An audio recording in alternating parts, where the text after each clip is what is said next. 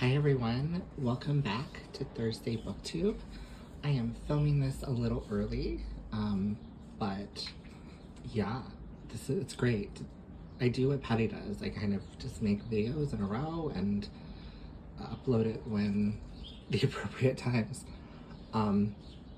So if you had watched my previous videos, you would have known that I went to Target the other day and I bought 3 Taylor Jenkins Reid's books. And I have read 3 of them. I read all 3 in less than 72 hours. And so I think for the next 3 weeks, I'm going to be doing these as my Thursday BookTube. So, surprise! So first up is Forever Interrupted, a novel by Taylor Jenkins Reid. This book really surprised me. I was not expecting much. And I do this all the time, and I always regret doing this, but I can't get out of this habit. I always kind of am like, she wrote this book before Evelyn Hugo, so it's probably not very good. Like, I did that with Kristen Hanna, being like, oh, she wrote this before The Nightingale, before she became famous, sort of. So, like, it's probably not good. It's like her books that she wrote before she was, like, quote unquote famous, were as good. So, I have to stop doing that. But this book came out in 2014. This book is so good. I was shocked because, again, I wasn't expecting it to be good. And this book really touched me. And it's about a young woman, Elsie. Her name is, excuse me, her name is Elsie, and she's about 29, 30, that kind of age range. She falls in love with a guy.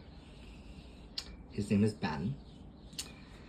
And one night she gets really hungry for like Fruit Loops, and he's like, oh, just go to the store and get it for you. And she's like, no, you don't have to do that, like, it's fine, we'll just get it tomorrow. And he's like, no, I want to get it for you. So he leaves, and he gets hit by a car. I think it's a drunk driver. Dies. And he's only, I think he's like 2 years older. So he's like 32, in that range. And she is a librarian. She was literally just married 9 days before this accident. They've only been together for 6 months. They loved each other so deeply. And it was really beautiful to see her grieve and her letting go of the past as well.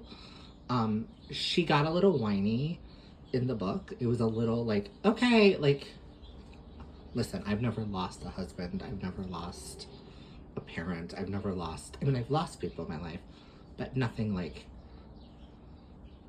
earth-shattering. I mean, I thought my grandmother was earth-shattering, losing her, but it's a little bit different. So, and she was also 92. So,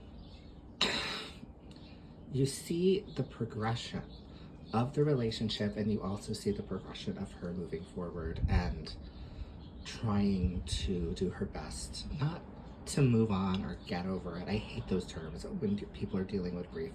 You never get over your husband dying or your mother dying or whatever, but you find ways of coping that it doesn't become debilitating. You can't move.